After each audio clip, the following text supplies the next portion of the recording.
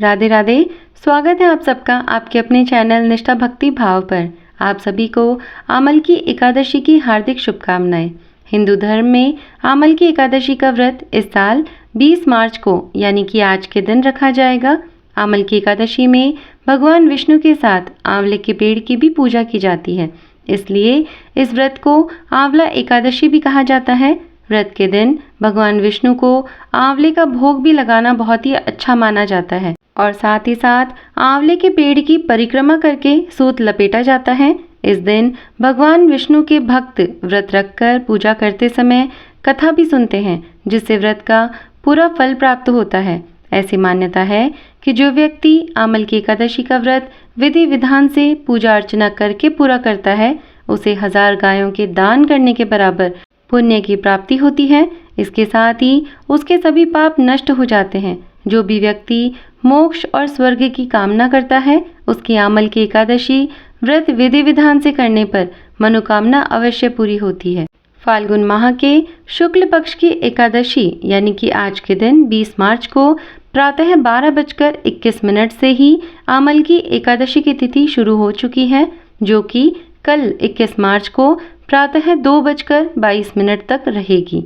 आमल की एकादशी के अगर पूजा के शुभ मुहूर्त की हम बात करें तो वह सुबह 6:25 से सुबह 9:27 तक रहेगा। इस बीच में आपको जो भी दान करना है, कोई किसी को आप भोजन कराना चाहते हैं, कोई दान धर्म का काम करना चाहते हैं, या फिर अगर आप पूजा पाठ करना चाहते हैं तो आप इस मुहूर्त में वो सब कार्य कर सकते हैं।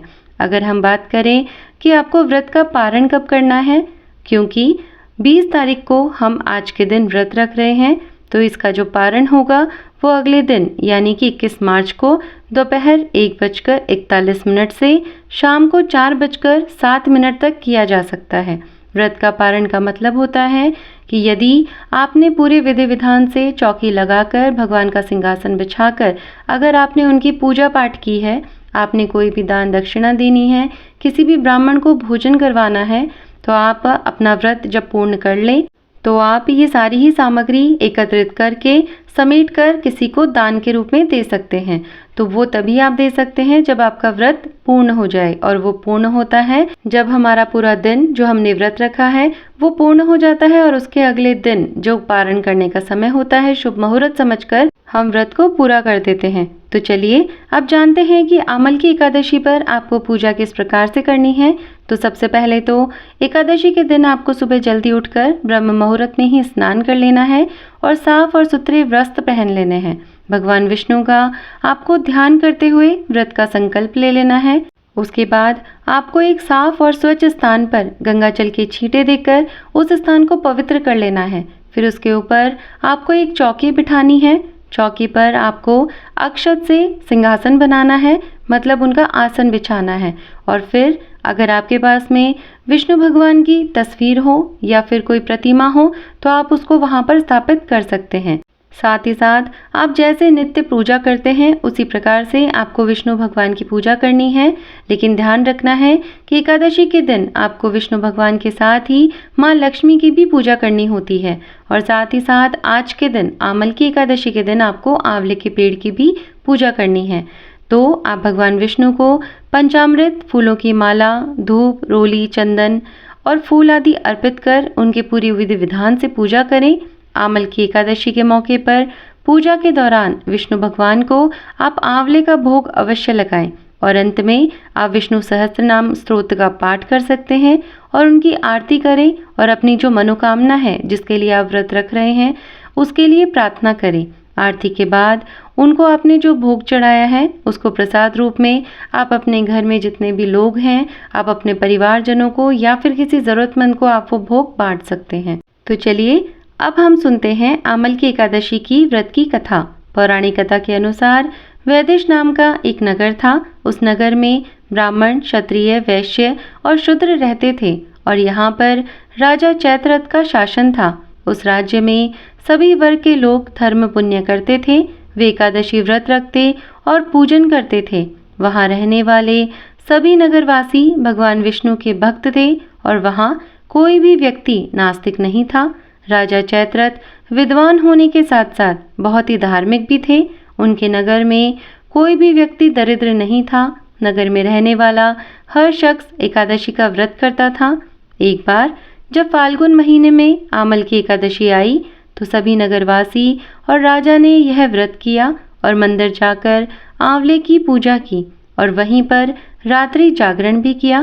तभी रात के समय वहां पर एक बहेलिया आया जो कि घोर पापी था, लेकिन उसे भूख और प्यास लगी थी, इसलिए मंदिर के कोने में बैठकर जागरण को देखने लगा और विष्णु भगवान व एकादशी महात्म्य की कथा सुनने लगा। इस तरह पूरी रात बीत गई। नगरवासियों के साथ बहेलिया भी पूरी रात जागता रहा। सुबह होने पर सभी नगरवासी अपने अपने घर चले गए। तब बहेलिया भी घर जाकर भोजन किया, लेकिन कुछ समय के बाद ही बहेलिया की मौत हो गई। हालांकि उसने आमल की एकादशी व्रत कथा सुनी थी और जागरण भी किया था, इसलिए उसने राजा विदुरथ के घर में जन्म लिया। राजा ने उसका नाम वसुरथ रखा। बड़ा होकर वह नगर का राजा बना। एक दिन वह शिकार पर निकला, लेकिन बीच में ही मार्ग भूल गया। रास्ता भूल जाने के कारण वह एक पेड़ के नीचे सो गया। थोड़ी देर बाद वही मलेच्छ आ गए और राजा को अकेला देखकर उसे मारने की योजना बनाने लगे। उन्होंने कहा कि इसी राजा के कारण उन्हें देश निकाला दिया गया, इसलिए इसे हमें मार देना चाहिए। इस बात से अनजान राजा सोता रहा। मलेच्छों ने राजा पर हथियार फेंकना शुरू कर दिया, लेकिन उनके शस्त्र राजा पर फूल बनकर बरसने लगे। कुछ देर के बाद सभी मलेच्छ जमीन पर मृत पड़े थे। जब राजा की नींद खुली तो उन्होंने देखा कि कुछ लोग जमीन पर मृत पड़े हैं। राजा समझ गया कि वह सभी उसे मारने के लिए आए थे, परंतु किसी ने उन्हें ही मौत की नींद सुला दिया। यह देखकर राजा ने कहा कि जंगल में ऐसा कौन है जिसने उसकी जान बचाई है। तभी आकाशवाणी हुई कि हे राजन, भगवान विष्णु ने तुम्हारी जान बचाई है। तुमने पिछले जन्म में आमल की एकादशी व्रत की कथा सुनी थी और उसी का फल है कि आज तुम शत्रुओं से घिरे होने के बावजूद भी जीवित हो। ऐसा सुनकर राजा भाव विभोर होकर नतमस्तक हो गया। फिर वह अपने नगर की ओर चला। नगर में जाकर उसने अपने परिवार और कुटुंबियों को सारी कथा सुनाई कि किस प्रकार उस पर श्री विष्णु भगवान की कृपा बरसी है।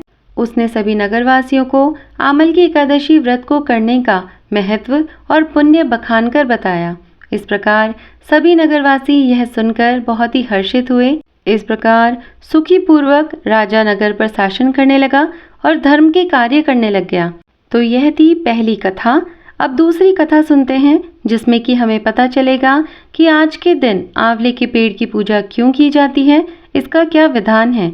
तो पौराणिक मान्यताओं के अनुसार माना जाता है कि ब्रह्मा जी की उत्पत्ति विष्णु जी की नाभि से हुई है। एक बार ब्रह्मा जी ने परब्रह्म की तपस्या कर स्वयं को जानने का प्रयास किया। तपस्या से प्रसन्न होकर भगवान विष्णु ने ब्रह्मा जी को दर्शन दिए। उनके दर्शन पाते ही ब्रह्मा जी की आंखों से आंसुओं की धारा बहने लगी। मान्यता है कि ब्रह्मा जी के ये जो आंसू थे, जब उनके चरणों पर गिरे तो ये आंसू आंवले के पेड़ में बदल गए। तभी विष्णु जी ने कहा कि आज से यह वृक्ष और इसका फल मुझे बेहद ही प्रिय होगा, और जो भी भक्त आमल की एकादशी के दिन इस वृक्ष की पूजा करेगा या मुझ पर आंवला चढ़ाएगा तो वो मोक्ष की तरफ अग्रसर होगा। तो यह थी दूसरी कथा। उम्मीद करती हूँ कि ये कथाएं और मेरे द्वारा दी गई जानकारी आप सभी को पसंद आई होगी। अगर वीडियो अच्छा लगा हो तो वीडियो को लाइक और शेयर ज़रूर करिएगा और कमेंट करके मुझे बताइएगा कि आपको आज का वीडियो कैसा लगा। और हाँ, अगर आप हमारे चैनल पर नए हैं और ऐसे ही वीडियोस देखना पसंद करते हैं तो चैनल को सब्सक्राइब भी करिएगा। मैं मिलती हूँ आपसे ऐसे ही किसी वीडियो और जानकारी के साथ में। तब तक के लिए धन्यवाद। राधे राधे।